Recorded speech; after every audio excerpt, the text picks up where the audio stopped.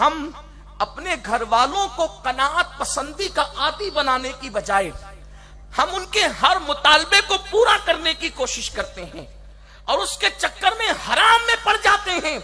آپ تاجروں کو دیکھیں، بہت لوگوں سے روزانہ نئے لوگوں سے ہماری ملاقات ہوتی ہے، کیا ہے گھر کے سامنے 3-3 4 کاریں رکھی ہوئی ہے، پھر کہتے ہیں سید صاحب بہت پریشان ہے، دعا کرو۔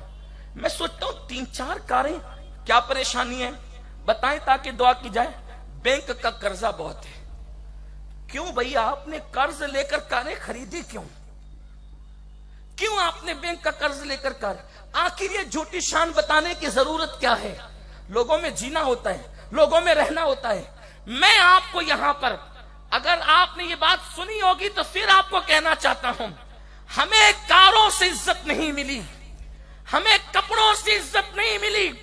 مسلمان اپنے دل و دماغ سے یہ بات نکال دیں کہ کار ہوگی تو عزت ملے گی، کپڑے ہوگے تو عزت ملے گی۔ نہیں، حقائق کے ساتھ زندگی گزارو، حقیقتوں کے ساتھ زندگی گزارو۔ کپڑے پھٹے ہوں گے، اس پر پیون لگے ہوں گے، چلے گا، لیکن اس پر گناہ کا دھبا نہیں لگنا چاہیے۔ لاکھوں روپے مسلمانوں کے اگر کافروں کے پاس سود کے نام پر کفر کو مضبوط کرنے کے لیے جا رہے ہیں تو اس سے بڑھ کر افسوس کی بات کیا ہے؟ اور یہ جو لوگوں کی سوچ بن چکی ہے کہ مالدار کہلانے کے لیے، عزت دار کہلانے کے لیے بنگلے بھی چاہیے، گاڑیاں بھی چاہیے، خدا نے دیا ہے تو خریدو، لیکن قرض لے کر سود کے نام پر کیوں یہ سب کچھ ہو رہا ہے؟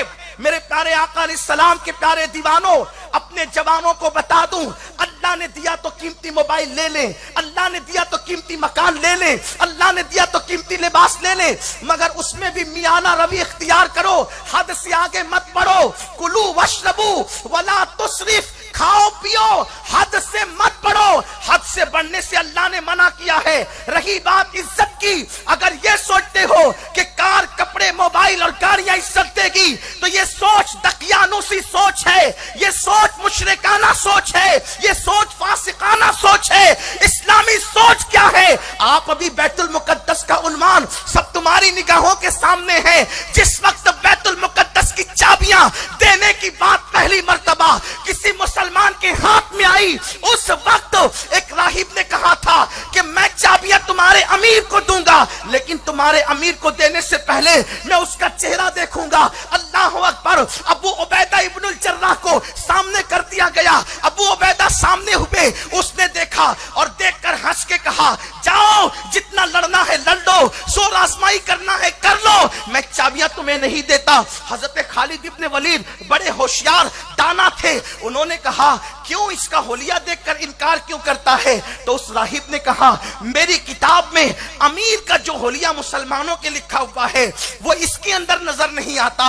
حضرت خالد نے کہا تھا بات کیا ہے؟ تو کہا بات اتنی ہے کہ اس کے چہرے پر تو گوشت تو نہیں ہوگا، اس کے گال تو بھرے بھرے ہیں، اس کی داڑھی لمبی ہوگی، اس کی تو چوڑی چوڑی ہے، اس کی بھویں ملی ہوگی اور آنکھیں بڑی بڑی ہوگی، اس کی آنکھیں تو ایسی نہیں ہے، اس کا رنگ تو سرخ ہوگا، اس کا رنگ تو سفید ہے، ایسا نہیں ہے۔ تب حضرت خالد نے مسکرا کے کہا تھا تم جس امیر کی بات کر رہے ہو وہ لشکر کا امیر نہیں، وہ مومنوں کا امیر ہے جسے عمر ابن خطاب کہتے ہیں۔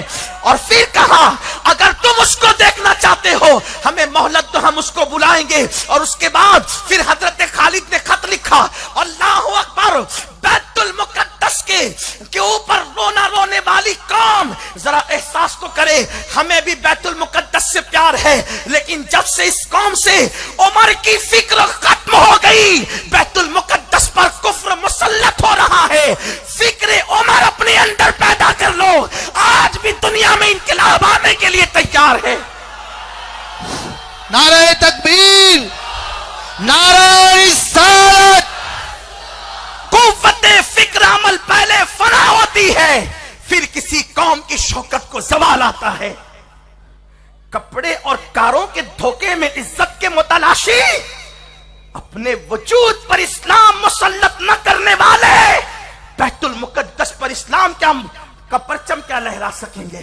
اور وہاں اسلامی حکومت کیا قائم کر سکیں گے؟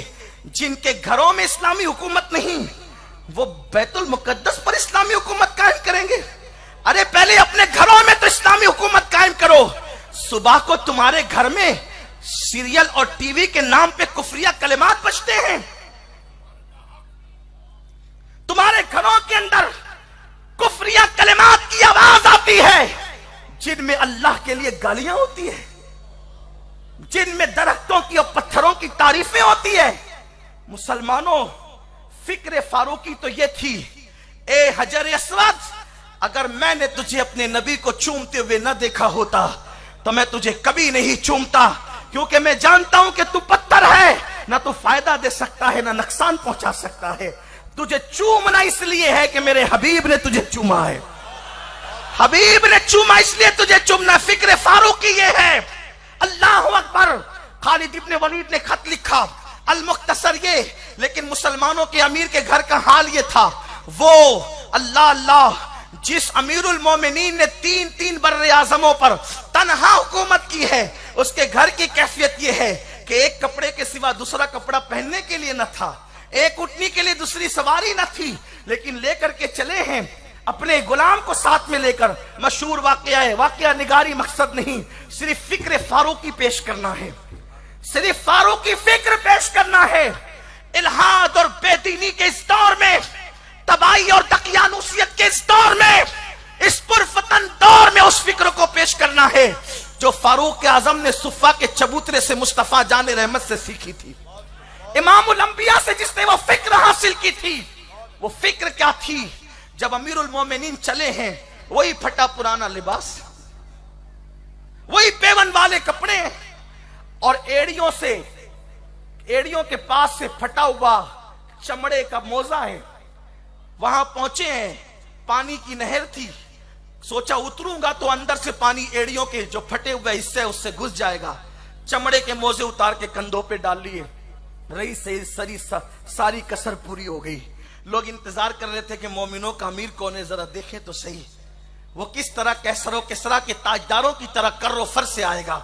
وہ جب آئے گا تو ہٹو بچوں کے نعرے ہوں گے, وہ جب آئے گا تو دھکم دھکیاں ہوگی. لیکن خدا کی قسم آنے والا جو آیا ہے تو حال یہ ہے کہ اس کے اطمینان, تمکنت اور سکون کی کیفیت یہ تھی کہ ان کے ذروں کو بھی دھکا نہیں لگا. اس شان سے وہ آیا, لیکن جب آیا تو نہر کو دیکھ کر موزے اتار کر کے کندھوں پہ ڈالے. ابو عبیدہ اور حضرت خالد آپس میں باتیں کر رہے ہیں. عمر یہ کیا کر رہے ہیں؟ ہمت تو نہیں تھی کیونکہ لوگ کھڑے بھی تھے. عمر کیا کر رہے ہیں؟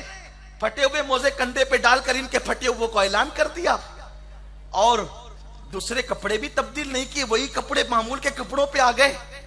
جب فاروق اعظم نے نہر پار کی تو خالد نے کان میں کہا, آپ کر کیا رہے ہیں؟ آپ نے پھٹے ہوئے موزوں کی تشہیر کر دی. پھٹے ہوئے کپڑے, کوئی اچھے کپڑے تو پہن لیتے. سیدنا فاروق اعظم نے کنکریاں اٹھائی اور حضرت خالد کے وجود پر غصے سے دے مارا, یہ کہتے ہوئے, خالد, ابھی رسول پاک کو پردہ فرمانے کے لیے چند سال بھی نہیں بیتے, تم لوگ اتنی جلدی فکر تبدیل کر چکے.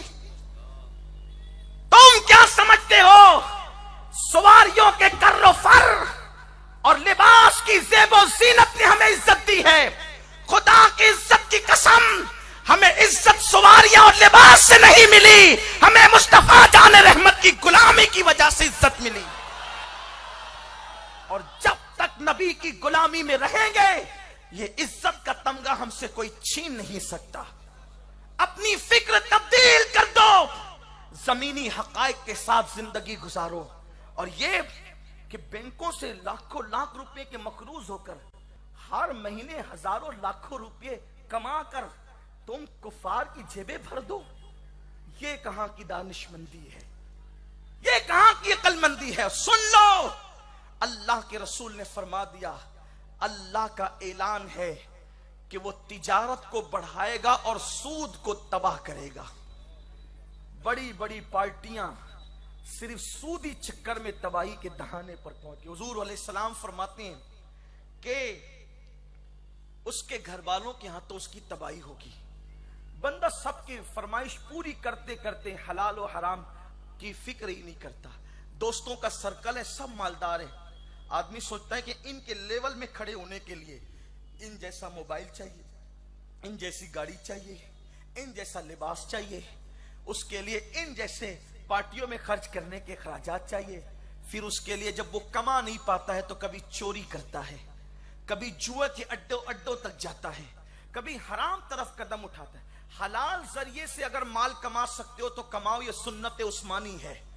ہم کبھی مال کے مخالف نہیں ہیں، بلکہ ہمارے رسول کا فرمان ہے غربت کبھی کبھی انسان کو کفر تک پہنچاتی ہے، اس لیے غربت کا خاتمہ ضروری ہے، اور اسلام غربت کے خاتمے کے لیے آیا ہے۔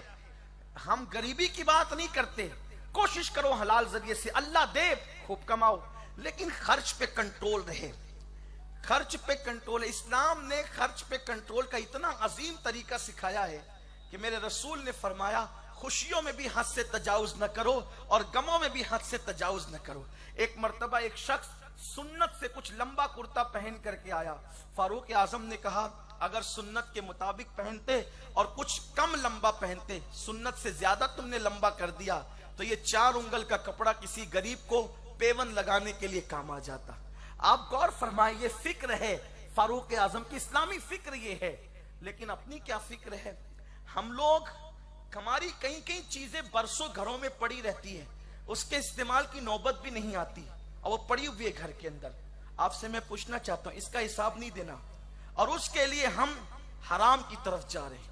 اور یاد رکھنا، علیکم انفسکم، اپنی آپ کی فکر کرو، کتنا بھی کما کر کے ہر ایک کا مطالبہ پورا کرو گے، ایک دن قبر میں مر کر اکیلے جاؤ گے۔